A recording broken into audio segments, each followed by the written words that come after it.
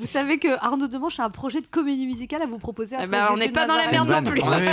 On a tous des chansons à vous proposer. Non, mais parce que moi, je suis évidemment extrêmement content de vous recevoir aujourd'hui. Vous imaginez bien, Anne, que le Versaillais que je suis est exalté. Je suis exalté comme le jour de ma première communion. Je suis excité comme à la kermesse des petits frères des Proves à la paroisse. Je suis aussi heureux que lors du 3e dimanche de l'Avent, puisque nous sommes avec Pascal Obispo, le nouveau meilleur ami de Jésus.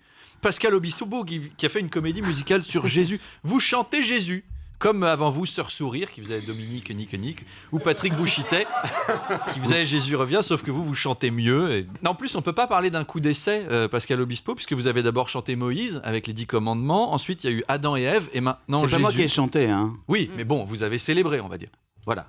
Ceci dit, après, vous allez vous retrouver coincé, puisque là, maintenant, la Bible est finie. C'est-à-dire qu'après Jésus, il n'y a plus grand-chose. Enfin, il y a 3 bricoles, mais vous n'allez pas faire une comédie musicale sur l'Apocalypse, l'enfer et la mort. Hein. Ce serait horrible. Et on va tous crever, mourir dans la souffrance, en centre hospitalier. On mourra en silence, on vomira du sang. Le diable rigolera. Tous avec moi, vous allez tous crever. Ouais!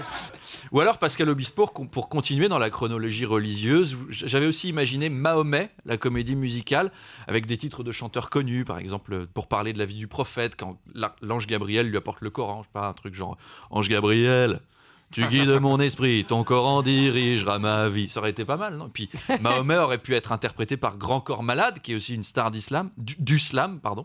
Oui, du coup, ça marche pas. Enfin, de toute façon, c'est pas très grave, puisque le ministère de l'Intérieur m'a absolument interdit de monter ce projet.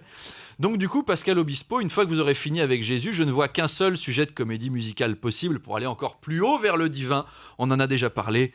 Emmanuel Macron, la comédie musicale. Aussi, c'est le nouveau Jésus. Hein. Vous avez entendu Gérard Collomb l'autre jour ? Emmanuel Macron, il a étonné le monde, il a révolutionné le monde. Bah oui, tu parles, il a marché sur l'eau pour les législatives, puis il a pris 300 députés socialistes, il les a transformés en 20.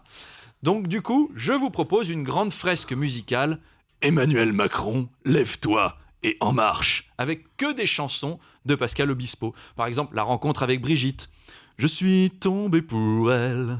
Elle est un peu plus vieille. Je l'ai connue en maternelle. Ou alors François Hollande, qui ne se représente pas et qui a propulsé Emmanuel Macron. Ça donnerait... le PS va mourir demain. Moi, je veux pas avoir l'air d'un crétin. C'est un beau projet, non ? C'est pas sûr. Terrifié. Je vous attends à la sortie, Pascal. On se signe un petit contrat et puis on fait ça. Merci beaucoup. Merci. Europe 1, ça pique, mais c'est bon.